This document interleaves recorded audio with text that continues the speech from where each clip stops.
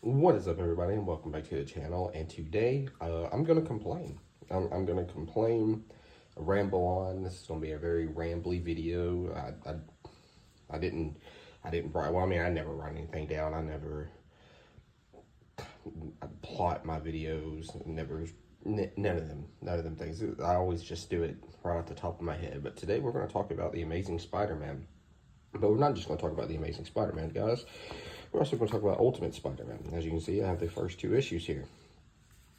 So, let's get into this.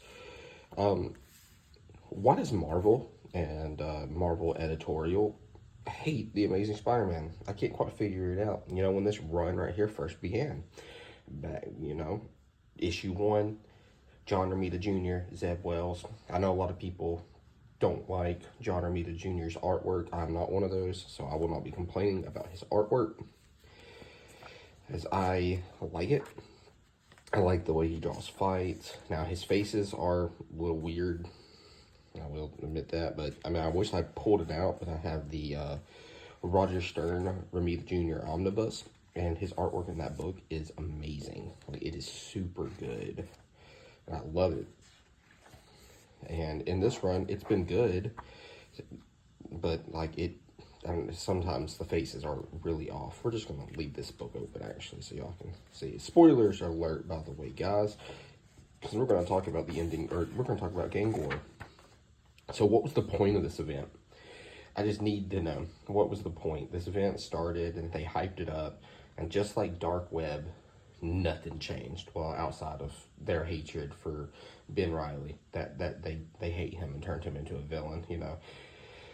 Pretty sure Ben Riley is the Wally West of Spider-Man, because DC also turns Wally West into a villain like 99,000 times, and it looks like that's what they're doing with Ben Riley, with the whole Chasm character. Villain, villain, villain, villain. But yeah, so in this, it starts off with Robbie getting shot, okay?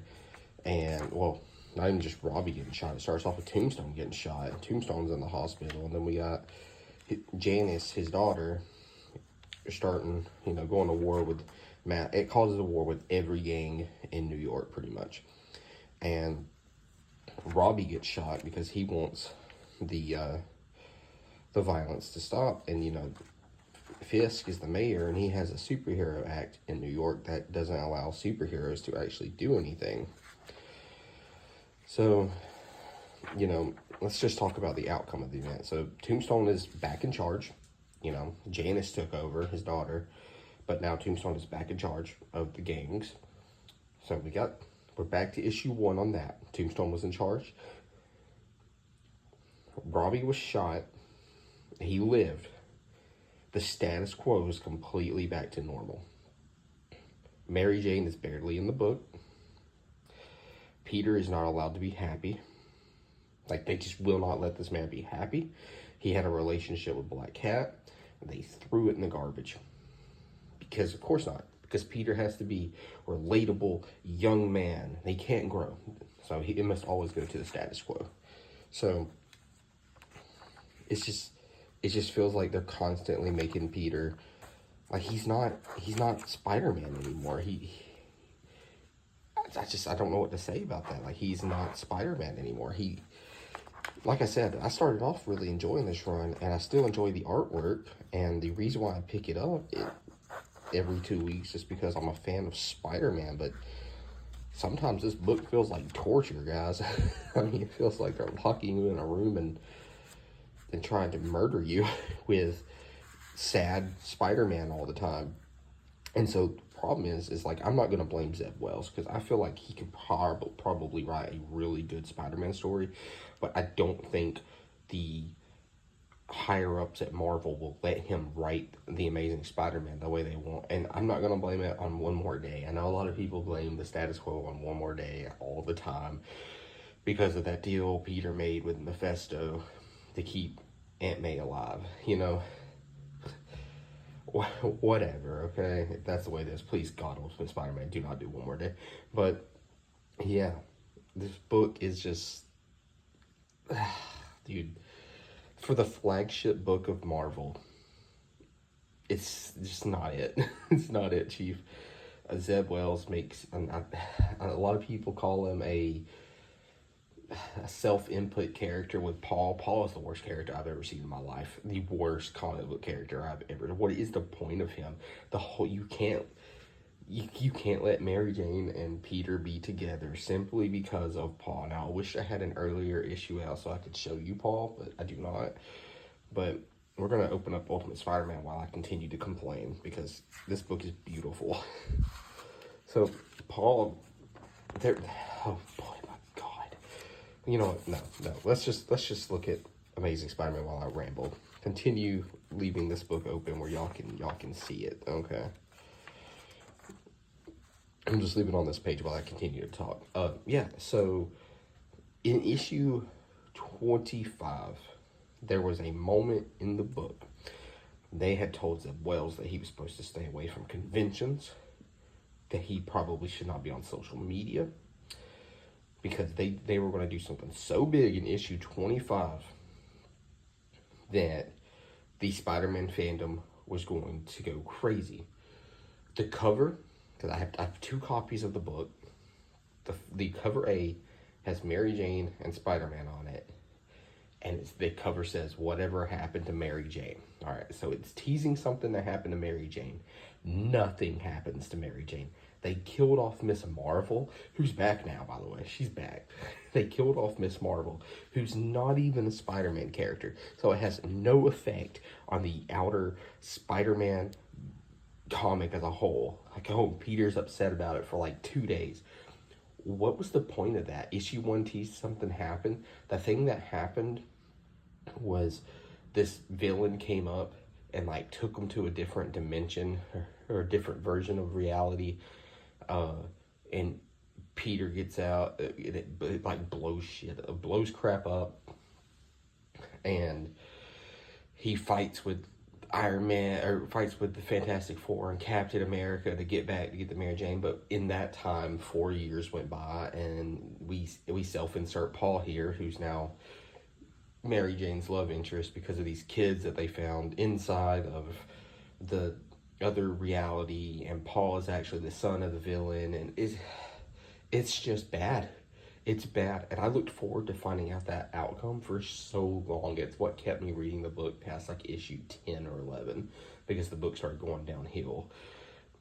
It's just not good, and I'm not going to sit here and blame Zeb Wells, because I feel like the higher-ups cause him to not be able to change and or write anything different. But we're gonna enough about Amazing Spider-Man. Let's now actually talk about Ultimate Spider-Man. So Ultimate Spider-Man, this is a new version of Ultimate Spider-Man. So not the one from the early 2000s, who everybody remembers. This is adult Peter Parker. So we have adult Peter Parker. He doesn't have his powers yet because the maker did something and it caused heroes who should have been heroes to not have their powers. But Tony Stark managed to get a hold or find out what was going on and managed to change everything. So Peter ends up getting his powers back. It's a slow comic. Peter, like, this is by Jonathan Hickman and the art by Marco Cicchetto. I hope I didn't slaughter that last name. I probably did. But the artwork is really good, and the writing has been solid, and it's everything that we would want in a book. We have Peter, his kids, and like he's actually with Mary Jane. Oh my God, who? No, what? They can do this? Marvel can actually give us what we want? Holy mother of God, dude. And man, it's super good. Like, yeah, and like during the big crisis thing that happened with the Ultimate Invasion and all that caused Aunt May to be the one that passed away in this version. So Uncle Ben is also in charge of the Daily Bugle, and it's just all different, and it's characters that we know, characters that we love. We get to see the relationship between him and Jonah actually be good again. Obviously, it's pretty good in the main continuity right now as well, but then we get to see his relationship with Uncle Ben, and it's super good.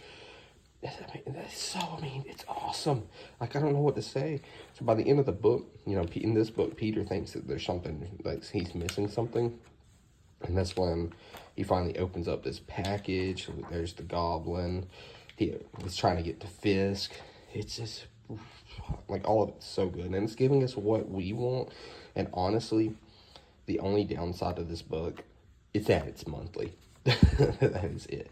But give this book room to breathe. I want Jonathan Hickman and Marco to create a modern classic for us here, because this is everything I want in a Spider-Man book. Like, you get to see the relationship of Mary Jane and Peter.